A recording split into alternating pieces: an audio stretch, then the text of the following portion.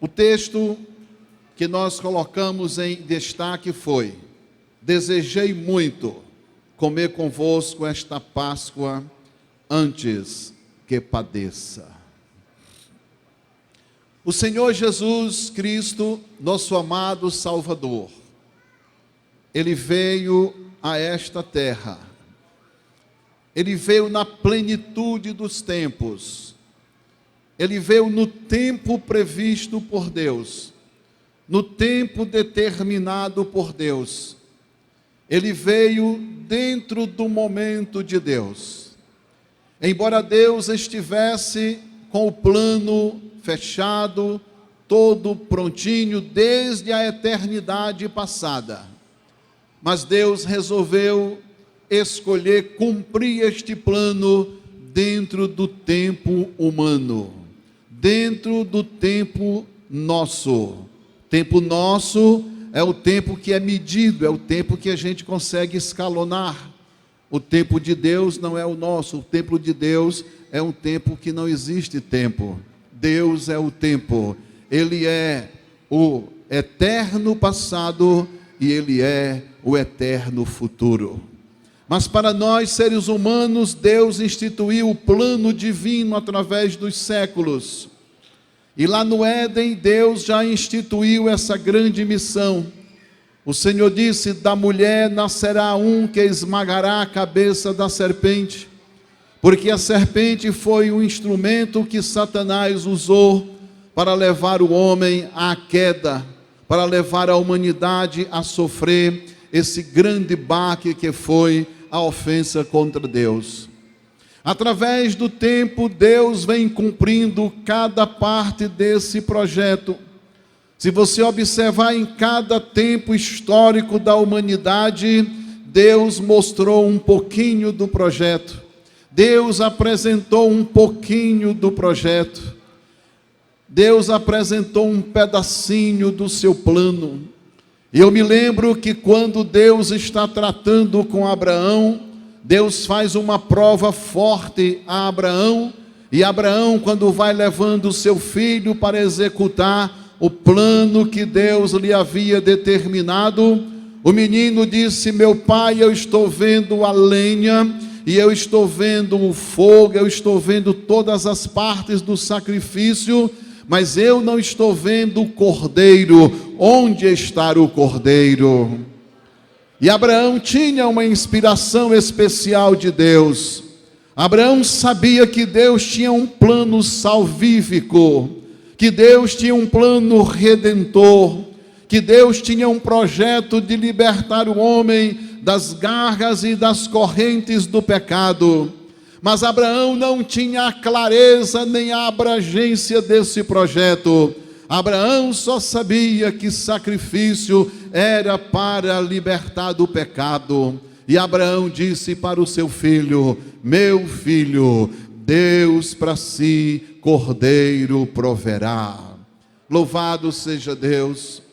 Quando Deus tira os filhos de Israel do Egito, Deus institui entre aquelas 10 pragas, aqueles 10 julgamentos, aqueles 10 juízos que Deus trouxe para o Egito, o último julgamento, Deus instituiu a morte dos primogênitos, mas para isso acontecer, Deus prepara um pouquinho do seu plano e revela aos filhos de Israel.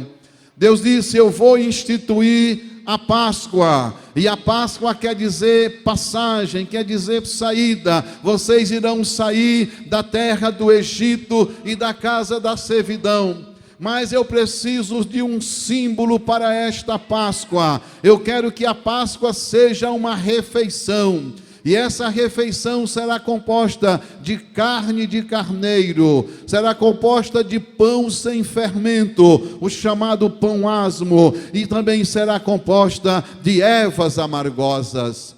Agora, a carne de carneiro não pode ser comida cozida, a carne tem que ser assada.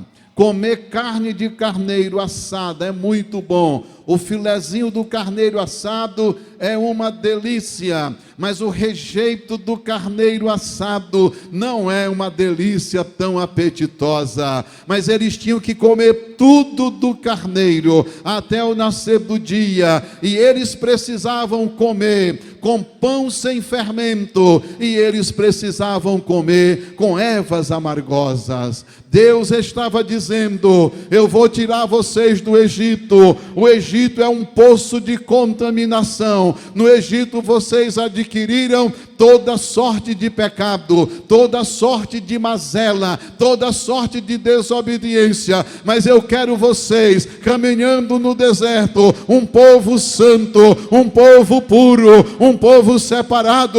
Eu vou tirar vocês para fora do Egito, e o pão asmo que vocês colocarão na refeição da Páscoa simboliza a vida de santidade de vocês. Não quero vocês misturados com o Egito, quero vocês só para me servir e para me adorar.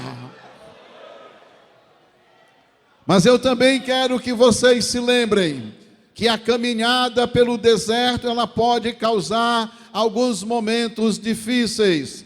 Vocês terão algumas tribulações, vocês terão algumas adversidades, vocês enfrentarão alguns problemas, e eu quero que vocês coloquem na refeição de vocês ervas amargosas, para vocês não entenderem que tudo é vento em popa, que tudo é só satisfação. Tem as coisas boas e as coisas maravilhosas, mas também tem as coisas amargas da vida, para você não se decepcionar quando estiver caminhando rumo à terra prometida.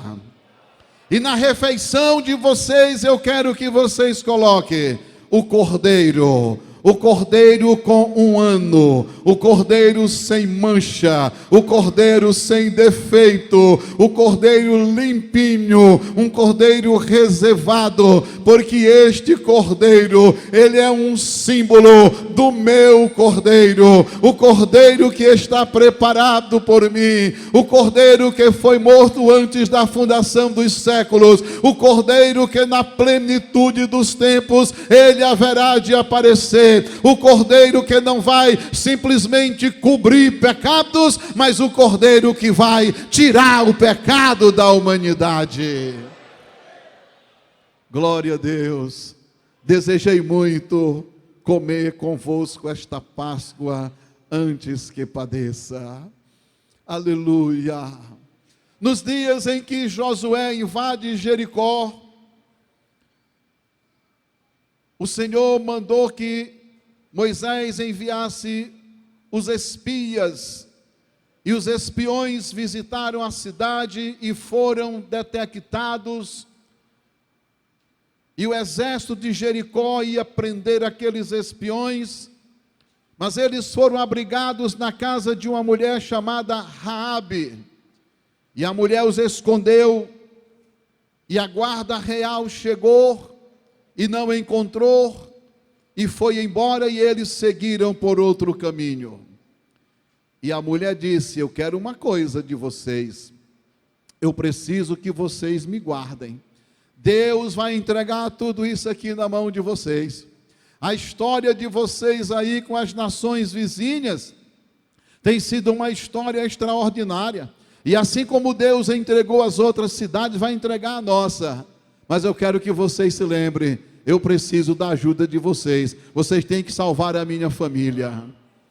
E aqueles homens fizeram um juramento dizendo: quando o exército de Deus invadir esta cidade, vocês não saiam da casa de vocês. Vocês fiquem dentro da casa de vocês. Ninguém fora de casa, todo mundo dentro de casa. Agora vocês coloquem também uma fita da cor de escarlata aí na casa de vocês, que os soldados de Israel, quando chegarem aqui, eles encontrarão vocês dentro de casa e encontrarão uma fita de escarlata lá na porta, lá na entrada, lá no muro, lá onde quer que vocês tenham colocado. E ela assim procedeu, juntou toda a família dentro de casa. Meus irmãos, o melhor lugar é dentro da casa que foi destinada por Deus. O melhor lugar é abrigado na sombra do Onipotente. E eu me lembro que tem gente que reclama da igreja, reclama do pastor, reclama do dirigente, reclama das irmãs, reclama do hino, reclama disso, reclama daquilo. É um poço de reclamação. E se esquece que o melhor lugar é dentro da casa do Senhor. Quando Deus mandou Noé fazer a arca, o Senhor disse: Noé, entra você e toda a sua família. Dentro da arca não era o melhor lugar para se viver. Dentro da arca tinha toda espécie de animal, tinha toda espécie de cheiro de animal, tinha toda espécie de cheiro de esterco, tinha toda espécie de cheiro de urina, tinha o mugido, tinha o barulho, tinha o balanço. Dentro da arca não era esse mar de rosas como as pessoas entram ou como as pessoas entendem. Mas tem uma coisa, mesmo não sendo o melhor lugar, dentro da arca era o lugar mais seguro para o povo. Quem não entrou na arca pereceu, e quem entrou na arca, mesmo com todas as turbulências, conseguiu se salvar e continuar a geração. Permaneça debaixo da arca do Senhor. A arca foi instituída por Ele. A igreja é a arca do Senhor. O plano de Deus está com ela. Deus está com a sua mão sobre a igreja. Aqui dentro da igreja não é o melhor lugar, eu sei. Mas quem está aqui servindo ao Senhor alegremente está seguro, está na potente e gloriosa mão de Deus. E é interessante, meus irmãos, notar que quando o escritor da carta aos Hebreus está fazendo menção ao sacrifício, ele diz que o sangue de um bode, de um cordeiro, conseguiu impedir que o anjo da destruição entrasse na casa dos hebreus e matasse o primogênito.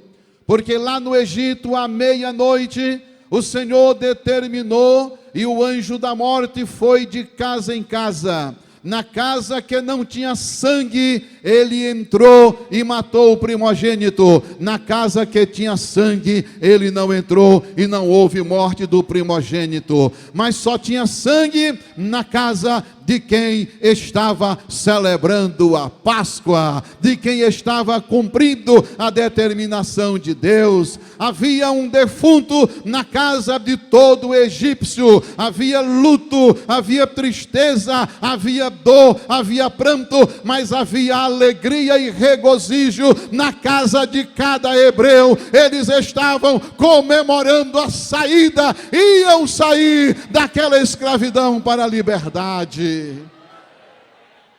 O escritor aos Hebreus diz ainda que assim como aquele sangue conseguiu impedir que o anjo da destruição entrasse na casa e matasse o primogênito, assim também como aquela fita de escarlata impediu que os soldados de Israel destruíssem a família de Raabe que morava em cima do muro. Eles estavam dentro da casa, dentro da arca de Raabe. A arca de Raabe abrigou todos eles. Quando os soldados chegaram para fazer a destruição, eles encontraram a família. E o que me chama a atenção é que os muros estremeceram, os muros ruíram, mas na casa de Raabe o muro não caiu.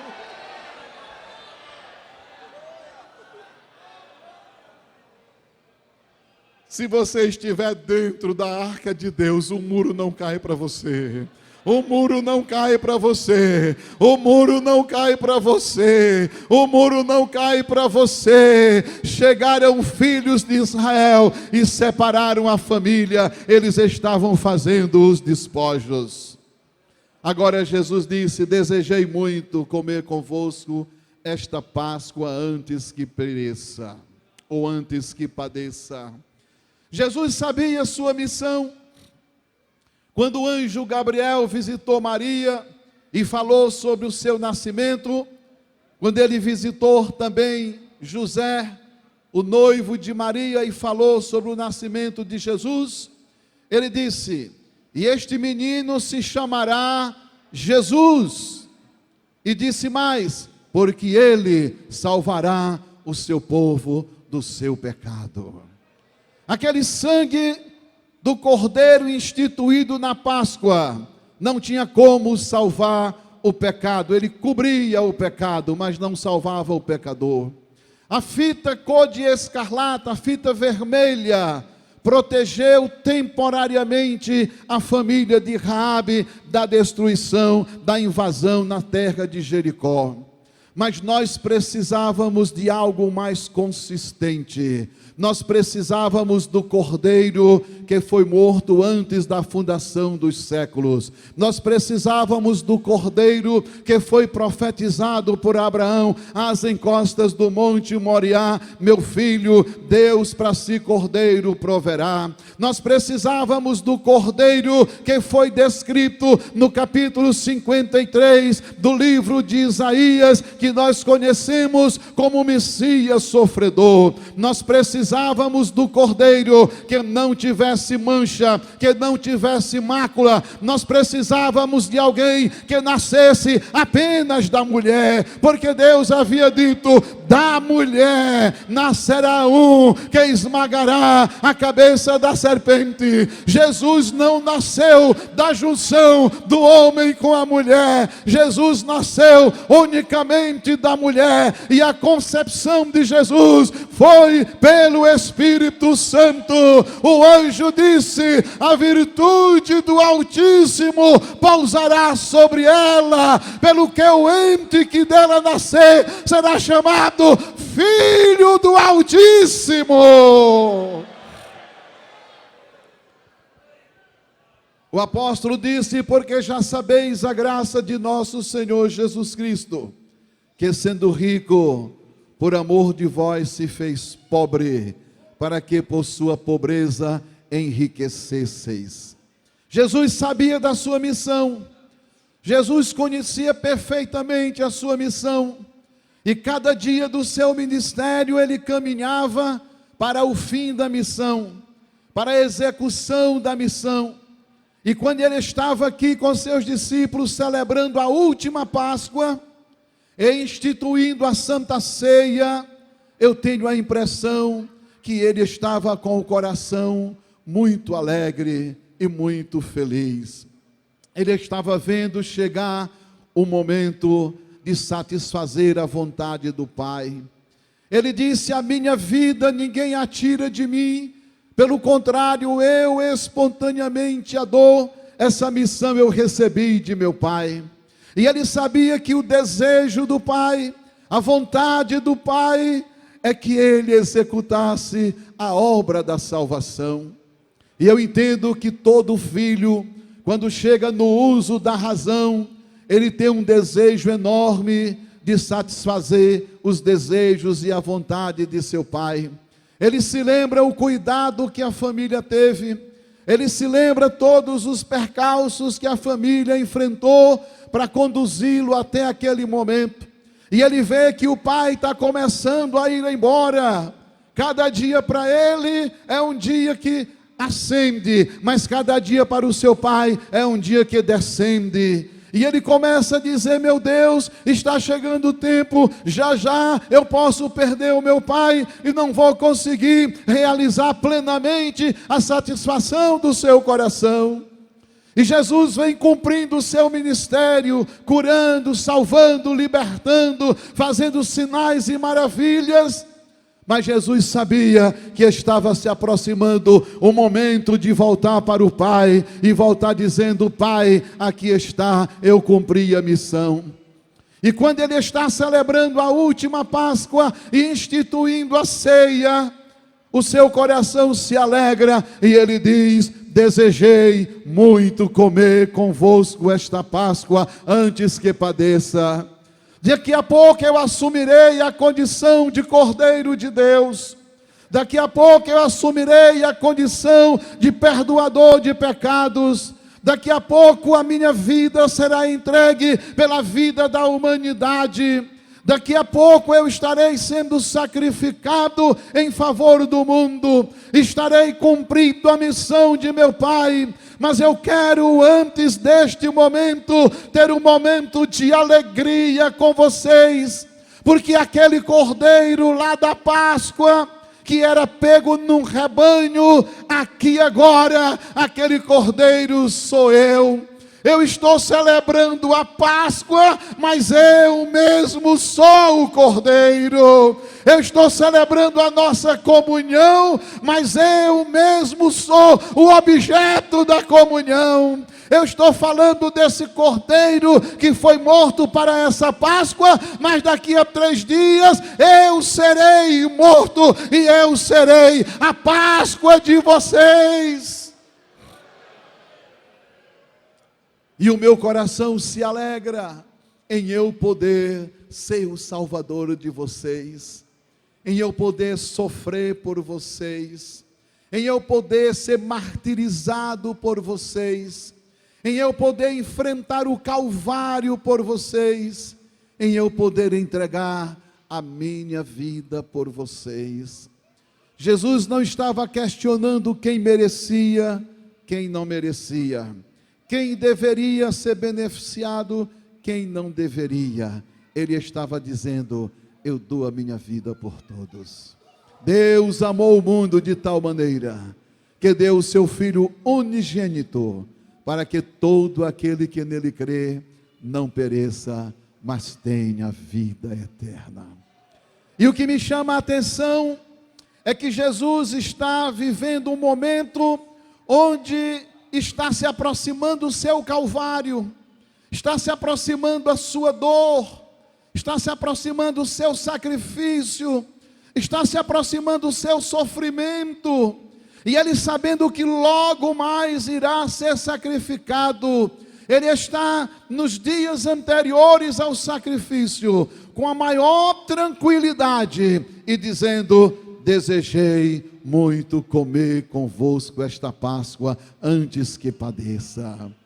É como dizendo: eu estou confirmando vocês, eu estou fortalecendo vocês, eu estou encorajando vocês, eu estou dando munição boa para vocês, eu estou mostrando para vocês como as coisas devem acontecer no reino de Deus. E nesta noite, meus irmãos, ele está dizendo para nós: eu estou muito feliz em poder participar com vocês desta ceia. Ele disse que aquela Páscoa só seria celebrada agora lá no céu, quando a igreja se reunir. Mas ele instituiu a ceia e disse: fazei isso em memória de mim. E até que ele volte, nós faremos esse trabalho, nós realizaremos essa parte. E ele está muito satisfeito em estar participando conosco, em participar da minha vida, em participar da sua vida, em saber que o fruto do seu penoso trabalho sou eu, que o fruto do seu penoso trabalho é você. Ele olhar e ver em Caucaia um município de 420 mil habitantes, que tem cerca de 18% de evangélicos, lavados, comprados no sangue dele, sangue vertido na cruz, sangue que ele derramou para redimir a nossa alma. E essa satisfação é muito grande. Por isso, nesta noite, melhore a sua satisfação em servi-lo, melhore o seu prazer em servi-lo, melhore o seu desejo de amá-lo, ame-o mais ainda, seja mais e mais fiel a ele, segure mais e mais na mão dele, se fortaleça mais e mais na graça que há em Cristo Jesus, seja um cristão mais brilhante ainda, seja um cristão mais dedicado ainda, seja um cristão mais esforçado ainda, porque ele teve muita satisfação em realizar esse trabalho por nós. Nos coloquemos de pé e vamos orar pelos ingredientes nesta noite maravilhosa.